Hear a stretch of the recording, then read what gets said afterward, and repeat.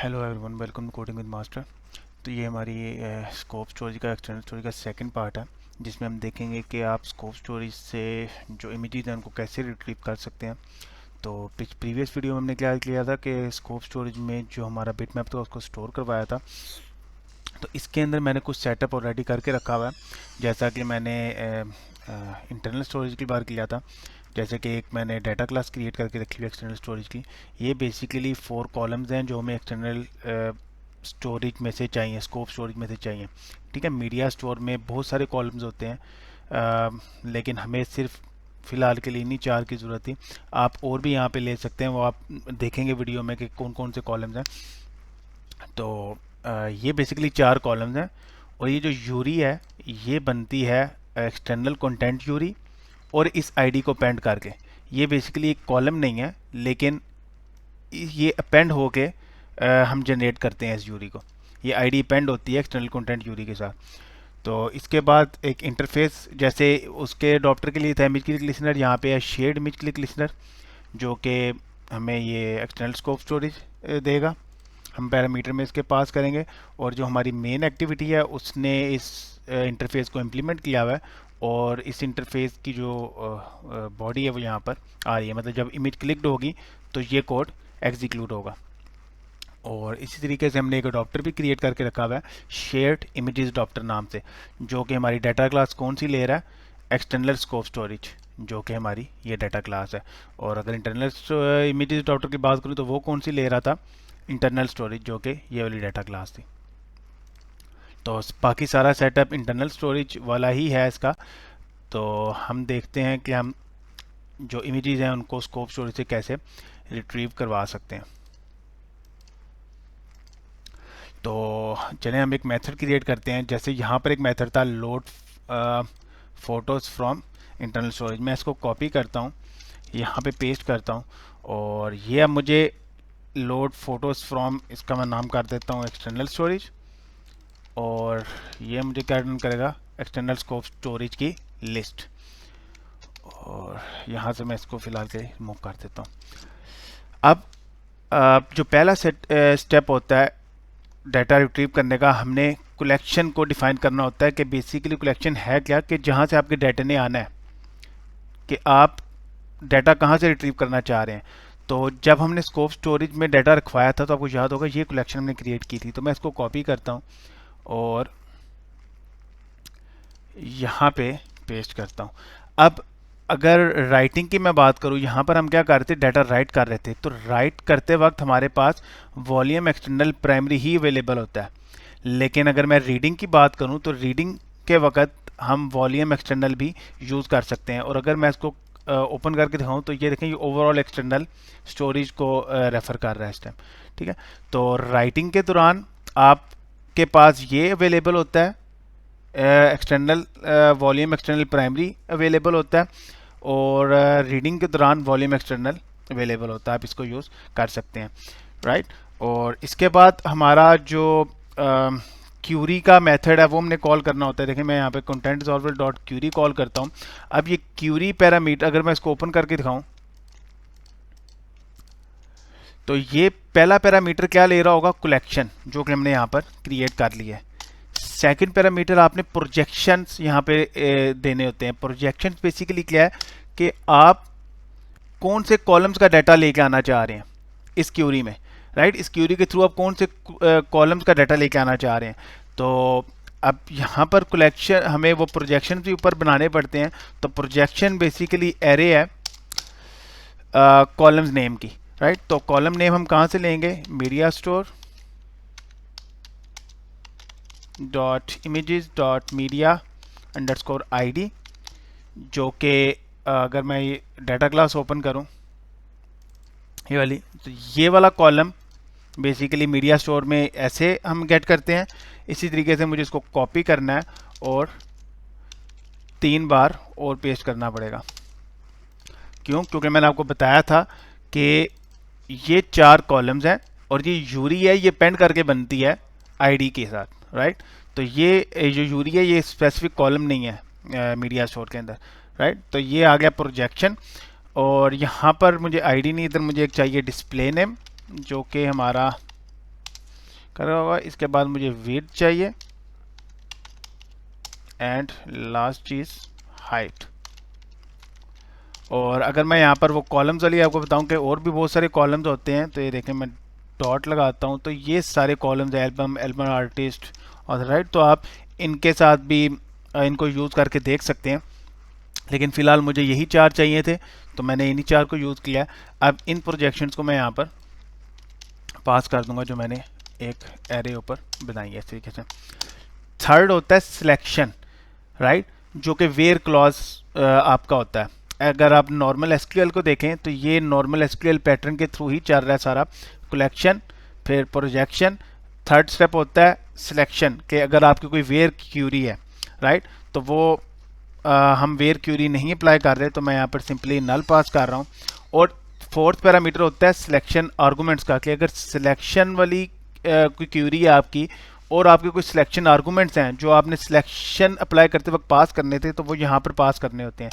तो हमारी क्योंकि सिलेक्शन नहीं है तो हम सिलेक्शन आर्ग्स भी नल पास कर रहे हैं। एंड लास्ट चीज़ जो होती है वो होती है ऑर्डर, कि आपको जो ऑर्डर है जो आपकी क्यूरी ने आपको रिटर्न करना है वो किस ऑर्डर में होना चाहिए, राइट। तो मैं यहाँ पर ऑर्डर अप्लाई करके आपको एक दिखा देता हूँ, $। तो मैं media store dot images dot media dot display name ASC, right. तो ये जो ऑर्डर है ये आपका बेसिकली स्ट्रिंग के अंदर होता है। तो मैं यहाँ पर स्ट्रिंग अप्लाई कर लेता हूँ। अब ये मैंने किया कि मैंने ऑर्डर दिया है सेंडिंग ऑर्डर, मीन छोटे से बड़े की तरफ डिस्प्ले नेम वाइज ये ऑर्डर होंगी, मतलब स्मॉल से असेंडिंग का होता है छोटे से बड़ा। तो यहाँ पर बेसिकली मैंने क्या किया कि डिस्प्ले नेम जो कॉलम है उसके थ्रू मैं ऑर्डर करना चाह रहा हूँ, तो मैंने यहाँ पर ये ऑर्डर पास किया। आप यहाँ पर सिंपली नल भी पास कर सकते हैं। अगर मैं यहाँ पर इसको ओपन करके आपको दिखाऊं तो यहाँ पर इन्होंने थोड़ी सी डिटेल इनकी बताई भी है कि सिलेक्शन और सिलेक्शन क्या चीज़ है, सिलेक्शन आर्ग क्या चीज़ है, आप इनको रीड कर सकते हैं। और सॉर्ट ऑर्डर देख लें। अगर आप यहाँ पर सॉर्ट ऑर्डर पास नहीं करते तो सिंपली ये अनऑर्डर्ड आपको कर्सर जो रिजल्ट है वो पास करेगा। तो मैंने क्योंकि सेंडिंग करना था तो आप सेंडिंग कर लें, आप डिसेंडिंग भी कर सकते हैं ऐसे DSC करके। तो आई थिंक सो DES लिखते हैं या DSC लिखते हैं, आप चेक कर लीजिएगा। तो असेंडिंग के लिए ASC ही यूज़ होता है। इसके बाद अब इस क्यूरी की अगर आप रिटर्न टाइप देखें इस मेथड की क्या कर्सर, तो कर्सर नल भी हो सकता है, तो इसलिए यहाँ पर नल सेफ्टी ज़रूरी है। अगर ये नल नहीं है तब क्या करो, यूज़ ब्लॉक कॉल करो। तो यहाँ पर भी यूज़ ब्लॉक का वही यूजेज ही है। यूज़ ब्लॉक कहाँ पे यूज़ करना होता है, जहाँ पर आपको चीज़ को जो आप ओपन कर रहे हो उसको क्लोज भी करवाना पड़े। जैसे हमने स्ट्रीम्स की बारी किया था तो वो स्ट्रीम की बारी क्या कर रहा था कि स्ट्रीम डॉट क्लोज हमें नहीं करना पड़ता, वो ऑटोमेटिकली यूज़ ब्लॉक कर देता है। सेम इसी तरीके से ये यूज़ मुझे इस टाइम क्या दे रहा है, कर्सर। तो जब आप कर्सर को ओपन करवाते हैं, कर्सर यूज़ करते हैं, तो एट दी एंड आपको ये मेथड भी कॉल करना होता है, कर्सर डॉट क्लोज। तो ये यूज़ ब्लॉक हमारे लिए खुद काम कर देगा, हमें कर्सर डॉट क्लोज लिखने की ज़रूरत नहीं है। तो अब इस कर्सर, ये कर्सर हमारे पास इस क्यूरी ने हमें रिटर्न करवाया, तो इस कर्सर के पास बेसिकली सारा डाटा आपका आ रहा है। तो हमारा पहला स्टेप क्या होगा कि इस कर्सर से हमने जितने भी कॉलम हैं उनके रेफरेंसेस निकालने होंगे। तो मैं यहाँ पर लिख लेता हूँ ID column is equal to cursor dot get column index और थ्रो। तो ये हमारे कॉलम का नेम होता है मीडिया स्टोर के अंदर। तो ID कॉलम है तो यहाँ पर ID का इस तरीके से जनरेट करूँगा। और 3 मुझे और चाहिए जो कि यहाँ पर क्या पहला डिस्प्ले नेम, फिर मुझे एक चाहिए विड का एक चाहिए मुझे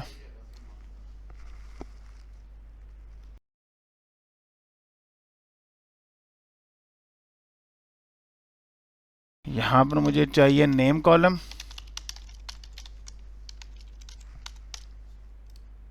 इधर मुझे चाहिए विड कॉलम, इसका मैं नाम दे देता हूँ विड कॉलम। और यहाँ पर मुझे ये हाइट कॉलम। अब ये सारे कॉलम के रेफरेंसेस है जो मैंने निकाल लिए हैं इस कर्सर से। अब मुझे क्या करना है, इस कर्सर पर आइट्रेट करना है।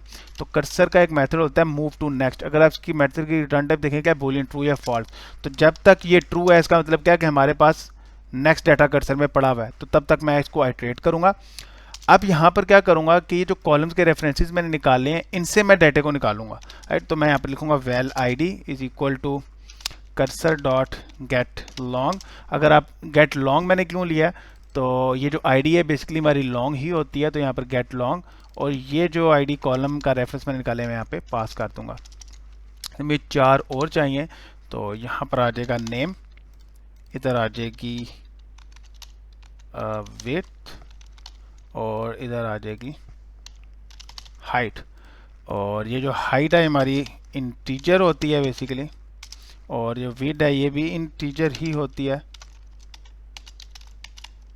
और ये जो नेम है ये हमारा स्ट्रिंग होता है। और यहाँ पर सिंपली आप कॉलम्स आप पास कर दो, विड्थ कॉलम, और यहाँ पर आ जाएगा हाइट कॉलम। तो इस तरीके से हम ID name width and height in column से निकाल लेंगे। और अब मुझे यूरी क्रिएट करनी है, तो ये बेसिकली हमारा मेटा डाटा था। तो यूरी आप कैसे क्रिएट करते हैं, इस चीज़ को अपेंड करना होता है आईडी के साथ। तो उसके लिए हमारा यहाँ पर क्या यूज़ होता है, well content URI is equal to content URIs dot with append ID.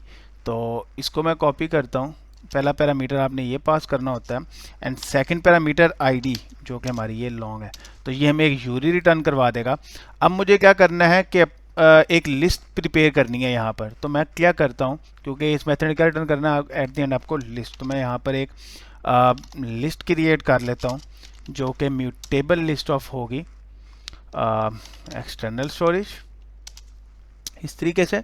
तो अब मैं यहाँ पर क्या करूँगा, लिस्ट डॉट ऐड और एक्सटर्नल स्कोप स्टोरेज। तो पहला पैरामीटर आईडी, फिर नेम, फिर width and height, and last content Yuri. तो ये हमारी लिस्ट में डाटा ऐड हो जाएगा। अब मैं क्या करूँगा, इस वाइल लूप के बाद आके इस लिस्ट को जो मैंने जिसमें डाटा ऐड किया इसमें रिटर्न करवा दूंगा। क्यों, क्योंकि जो यूज ब्लॉक है ये जो आप at the end of the line होती है ये चीज़ उसको रिटर्न करवा देता है यूज ब्लॉक, राइट। तो इस यूज ब्लॉक के एंड पे मैं क्या करूँ, लिस्ट, तो ये सिंपली लिस्ट यहाँ पे रिटर्न हो जाएगी। और मैं यहाँ पर क्या करता हूँ कि इधर मैं एक लिस्ट ले लेता हूँ, val list is equal to this, इस तरीके से। तो इसका मैं नाम चेंज कर देता हूँ, मैं लिखता हूँ result list is equal to this.